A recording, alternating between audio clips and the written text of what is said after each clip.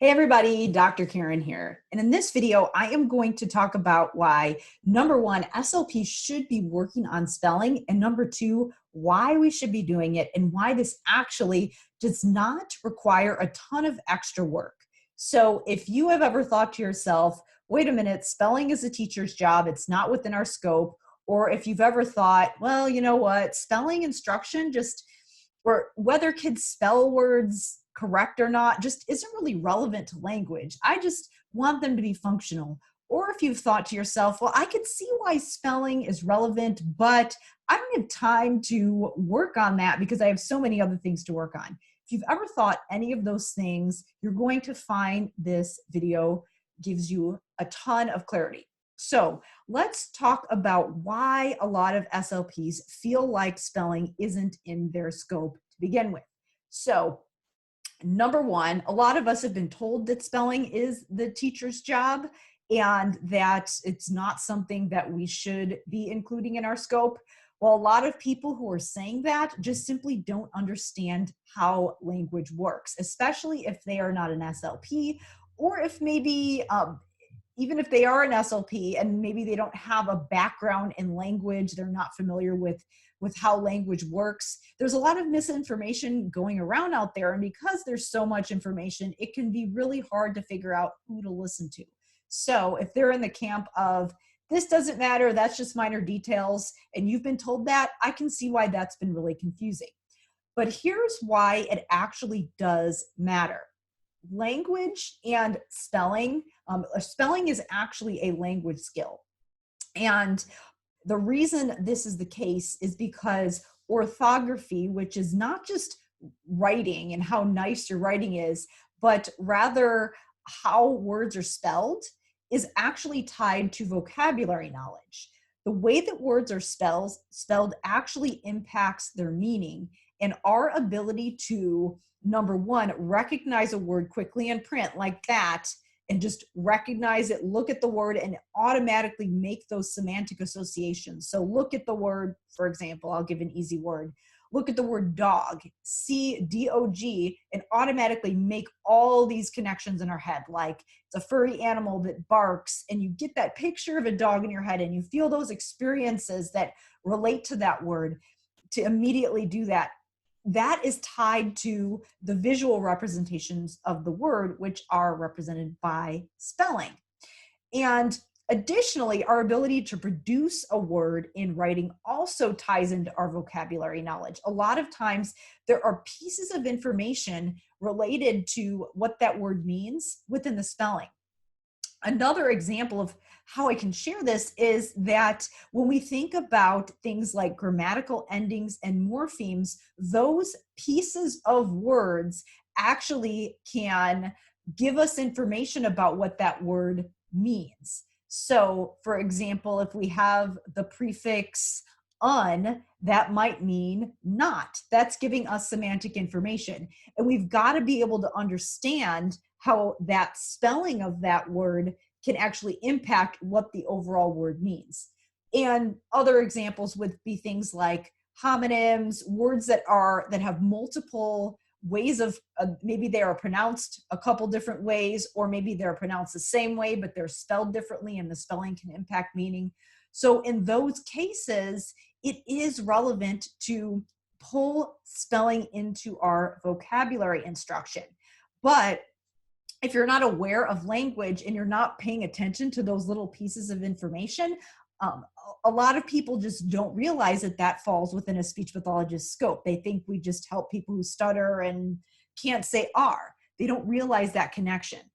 So people who are able to cue into those types of those pieces of information, especially with morphology, they are able to often infer meanings of unfamiliar words, and that morphological knowledge can actually have an impact on reading ability, and reading ability and language are correlated. So there is an impact there, and it can actually cause some issues further down the line if we don't have those solid skills. So the reason that spelling is important is because things like orthography and how words are spelled are tied to other linguistic elements like morphology and also phonology, which you might already be aware is relevant to language. So how those written representations tie into how a word is pronounced and what a word means. So that's why spelling is within our scope. And a lot of people who maybe they're not SLPs don't realize that for kids with language disorders who are having a really hard time pulling all of that information together, that we need to be explicit with them about those types of skills. So that's number one, and that's why we should be working on spelling. But here's the other reason why a lot of people think that it's not important or not relevant to language therapy and what we do in language therapy is because a lot of the spelling practices going on in the classroom are not effective for kids who struggle with language. The reason that the other kids are doing fine with them is because those kids are able to learn a lot of information implicitly. So they don't need us to break down those individual parts of words and point them out. They just intuitively figure it out. But our kids with language issues don't do that. And so a lot of those things that are being done in the classroom just don't work that well. So if I were to ask the question, should speech pathologists be working on spelling and language therapy?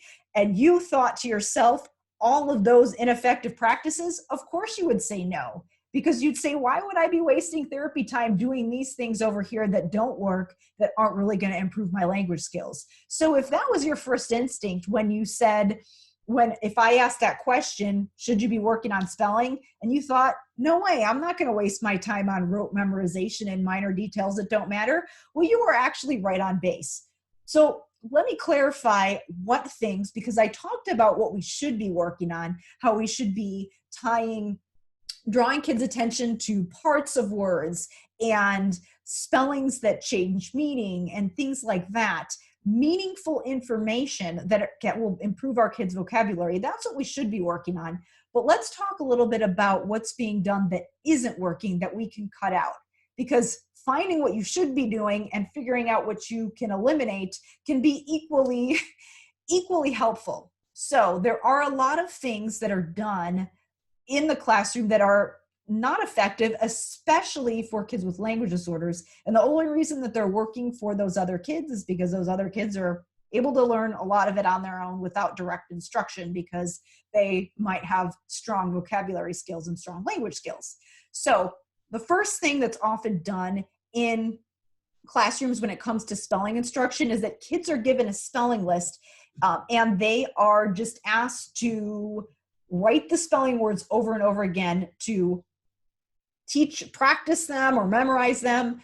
If you're just randomly writing down letters and you're not actively thinking about why those letters are there and you're not drawing a connection between those letters and the sounds or those letters and the meaningful units in the words like the morphemes, then that is going to be a completely pointless exercise. It's literally just rote drill. You might as well be standing on your head because it has nothing to do with the language behind spelling. It's not going to help our students. Now, again, for some kids, what they're able to do while they are writing those words down, if they are actively thinking, like if they're actively saying the sounds out loud as they're writing, or actively thinking about the different parts of words while they're writing, then that's when it works. But we can't assume that kids are going to be doing that.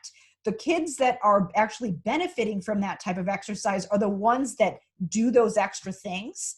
But if you're not doing that, then it's just rote. It's just writing things down mindlessly without actually thinking of them.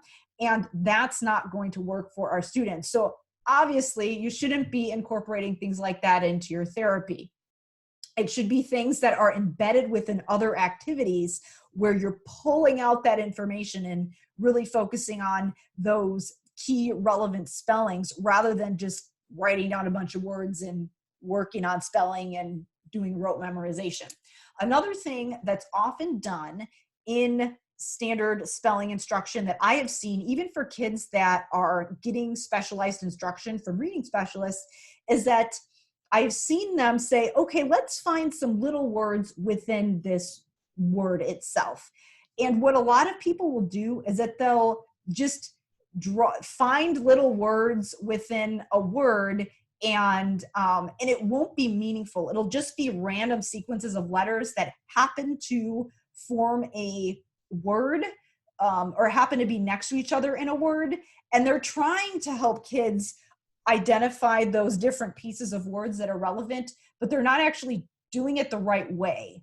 And it's just pulling out meaningless information. So for an example, if you were to take the word potato and find the word to within the word potato, TO and that word just happen to be next to each other. It's not a meaningful unit within that word. But if you were to look at the word untie and circle the suffix un and then circle the word tie, that would be meaningful. And that would be addressing the morphemes in the words and addressing the spelling in the right way, in a way that would tie that to semantics. So if you do that, that is actually meaningful. But that's not how people do it often. And so that's why a lot of the spelling instruction doesn't work. The final thing that's being done that isn't working is just randomly doing a shortened spelling list for kids if they are struggling, but not doing it in any strategic manner. So for example, they just make the list shorter, so kids have to memorize fewer words, but that doesn't really help. Simply shortening it doesn't help. What does help is, if you're going to shorten it, maybe making fewer spelling patterns. And then if you were to focus on some of those things in therapy while you're doing some vocabulary instruction, you could just hone in on those specific patterns rather than just a random list of words that was randomly shortened. So that is the difference. And that is the why SLPs are actually can actually make a huge impact on our students' spelling skills. But again, those three things that I mentioned, if those are the things that you think of when you think spelling instruction, of course you're going to think that you shouldn't do them. But that's because, again, the perception about whether or not SLP should be involved in literacy, a lot of it is just a misunderstanding of how language works.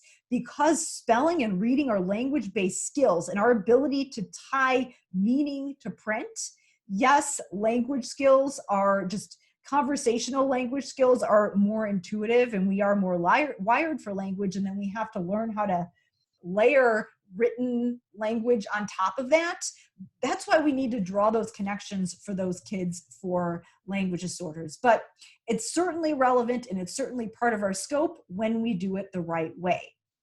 So if you found some clarity in this video, I would love if you could share this, tag your friends, share this with your colleagues. And if you are watching this video on my page, I will also post a link below the video and share a link to the Effective Language Therapy for SLPs Facebook group, where I share regular information and content just like this video. I'd love to have you join us in there. If you are in the group watching this video, I'd love if you could share this video and the group with your friends. Thanks so much, everybody, for watching.